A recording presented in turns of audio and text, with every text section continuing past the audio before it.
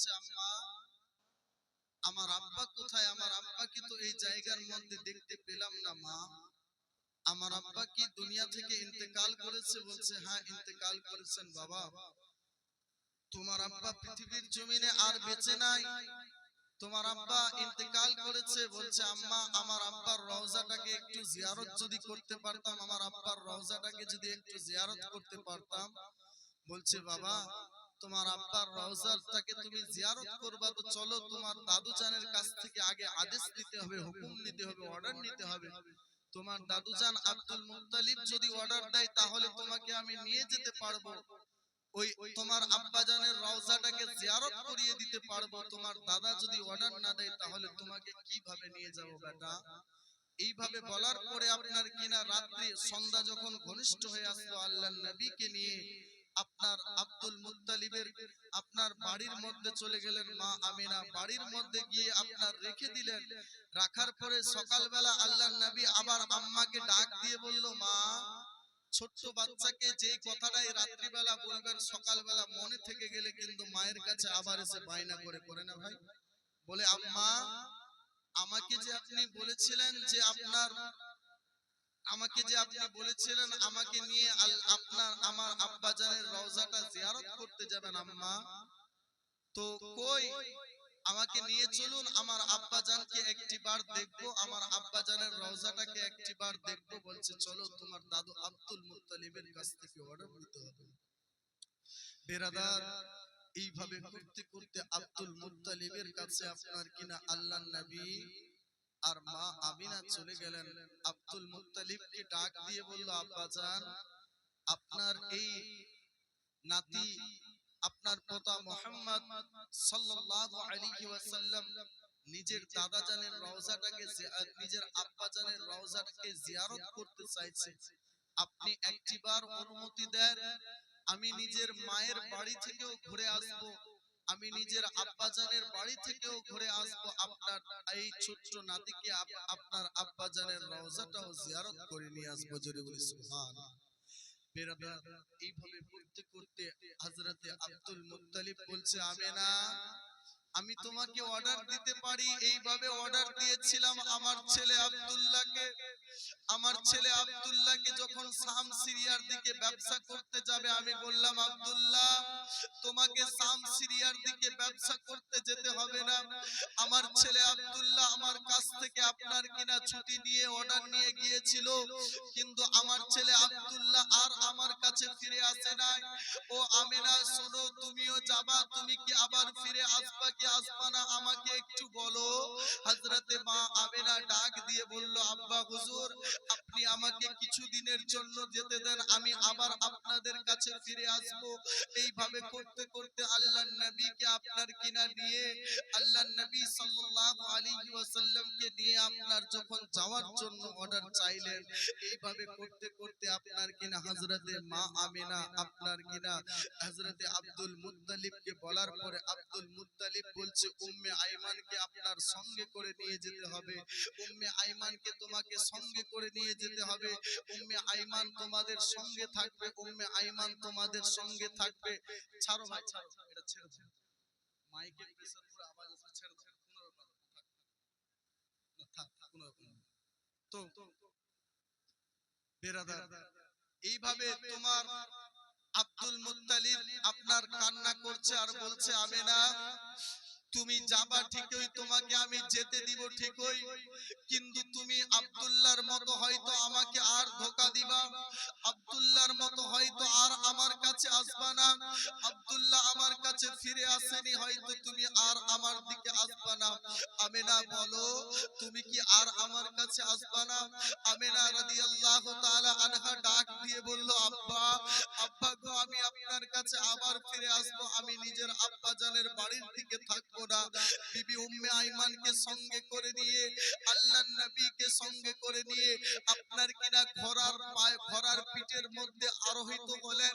ঘোড়ার পিঠের মধ্যে যখনই আরোহিত হয়ে টুক টুক টুক টুক করে আবওয়া নামক প্রান্তর দিকে চলতে লাগলো, মা আমিনা রাদিয়াল্লাহু তাআলা আনহা এক জায়গায় গিয়ে উটকে ঘোড়াকে দাঁড়িয়ে দিয়ে কিংবা উটকে দাঁড়িয়ে দিয়ে আপনার কিনা ওই দিকে ডাক দিয়ে বলল বাবা মুহাম্মদ দেখো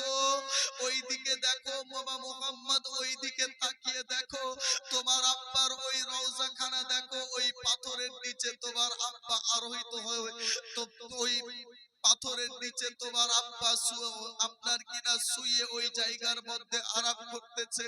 আল্লাহর নবী তো সঙ্গে সঙ্গে ওই উটের মধ্যে থেকে নেমে আব্বা জানের রওজার দিকে আপনার কিনা তাড়াতাড়ি করে হাঁটতে লাগলো।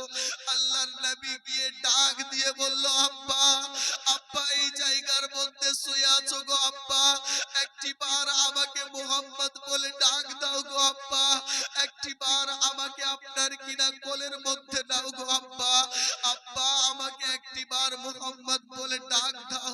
মায়েরা হযরতে আল্লাহর নবী আপনার কিনা আল্লাহর নবী পাথরকে আপনার জড়িয়ে ধরে আব্বা আব্বা আব্বা আব্বা বলে কাঁদতে থাকে, বলে আব্বা এই জায়গার মধ্যে আপনি শুয়ে আছেন, আমি আপনাকে ছাড়া বাঁচতে পারি না আব্বা, আপনার মোহাম্মতে আমি এই জায়গার মধ্যে আছি আব্বা, আব্বা গো আমাকে একটিবার কোলে নেন না, আব্বা আমাকে একটিবার আপনার কিনা আমাকে মোহাম্মত করেন না, একটিবার আমাকে কোলে নেন না গো আব্বা, একটিবার আমাকে মোহাম্মত করেন না।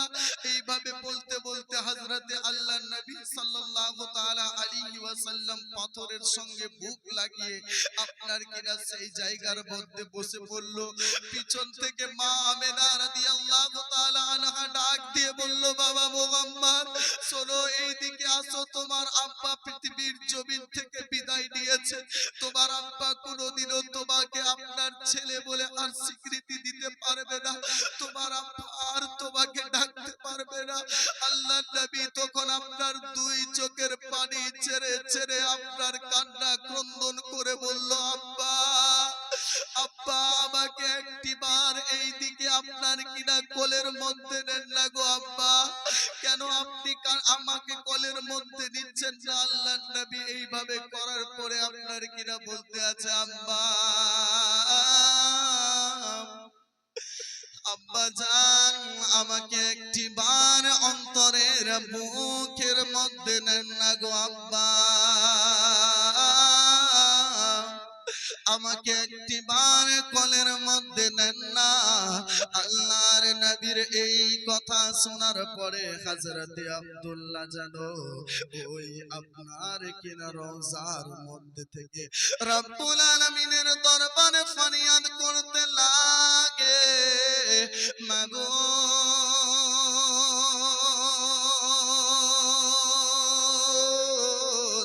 এই জায়গার মধ্যে আমি ঘুমিয়ে আছি গো আল্লাহ, আমার ছেলে আল মুহাম্মদ আমাকে আব্বা আব্বা বলে ডাকে।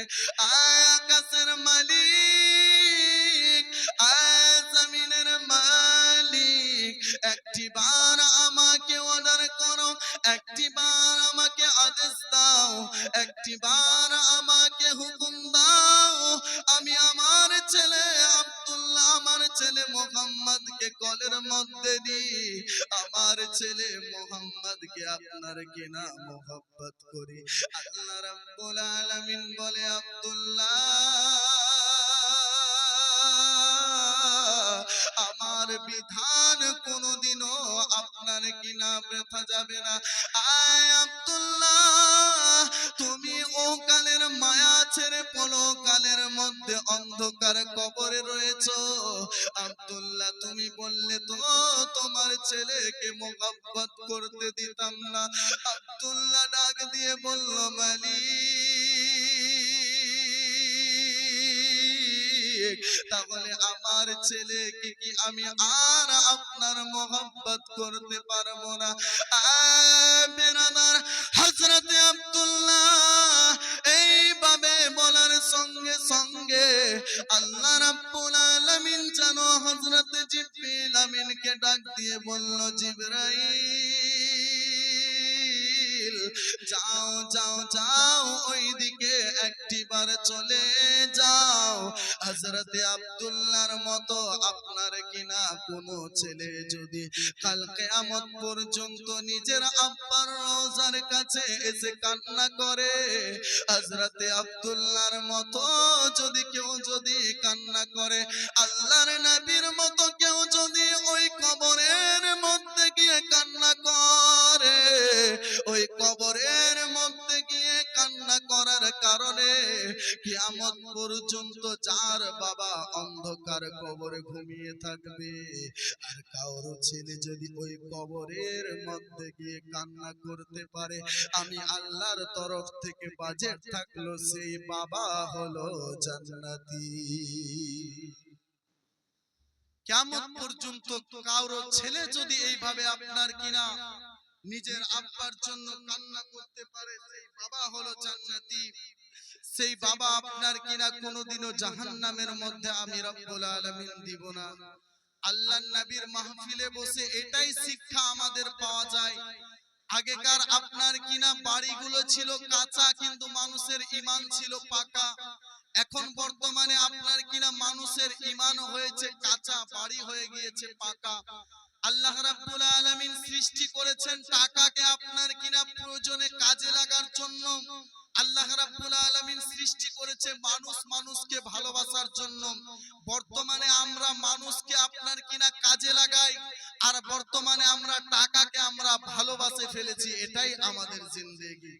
হায় আফসোস যুবক, কিসের জিন্দেগি, কিসের মোহের মায়ার মধ্যে পড়ে আছো যে আপনার কিনা অন্ধকার কবরে যদি আপনি লুটায়া পড়েন, এই আপনার কিনা অন্ধকার কবর আপনাকে গ্রাস করে ফেলবে।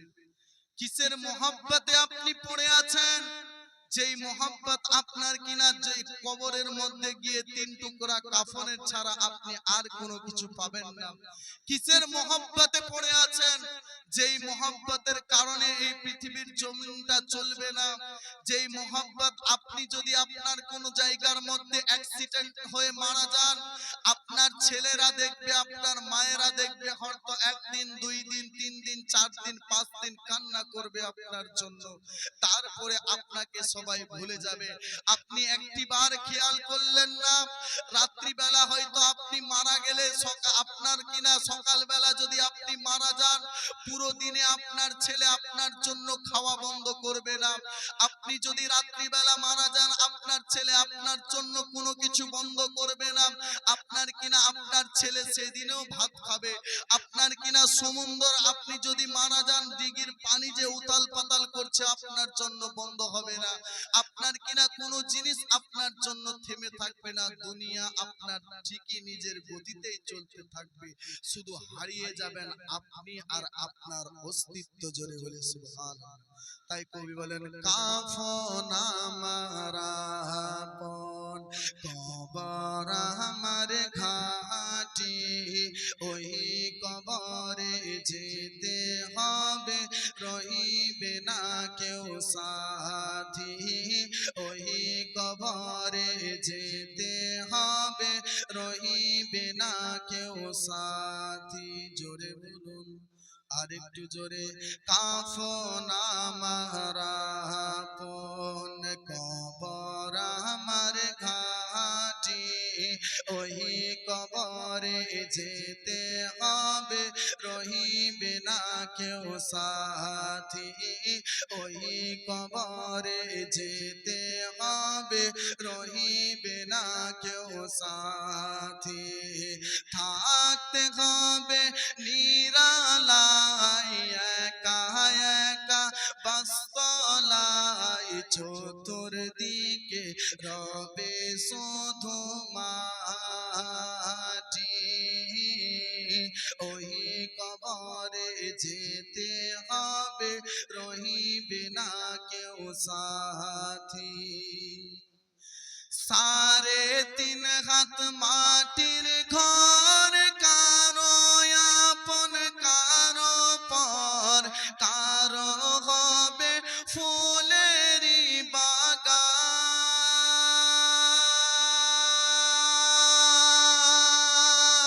কারো বা হবে জাহান্নাম।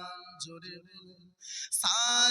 3.5 হাত মাটির ঘর, কারো আপন কারো পর, কারো হবে ফুলেরই বাগান, কারো বা হবে জাহান্নাম।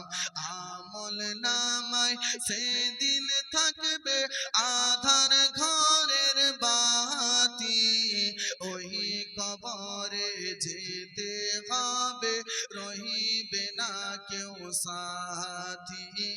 কাফন আমার আপন, কবর আমার ঘাটি, ওই কবরে যেতে হবে, রহিবে না কেউ সাথী। লাস্ট সুবহানাল্লাহ, আর একটু জোরে। জানি না হাসর মাঠে কেমনে বাদিন কাটে, আপন হয় কেহ রবে না,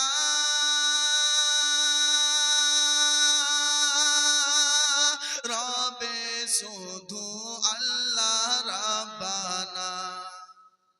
জানি না হাসর মাঠে কেমনে বাদিন কাটে, আপন হয়ে কেহ রবে না, রবে শুধু আল্লাহ রাব্বানা। আল্লাহ সেই দিন রহম করো, হয় চির সাথী, ওই কবরে যেতে হবে, রহিবে না কেউ সাথী।